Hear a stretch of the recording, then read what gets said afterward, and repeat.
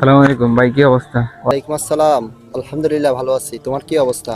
আলহামদুলিল্লাহ ভাই, ভালো আছি। আরে তুমি টাকটু নিচে প্যান্ট পরছো, এটা স্বাস্থ্য সম্পর্কে তুমি অবগত নাই?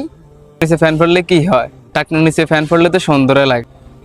আরে তুমি জানো না, টাকটুর নিচে কাপড়ের যে টুক থাকবে সে অংশ জাহান্নামে যাবে।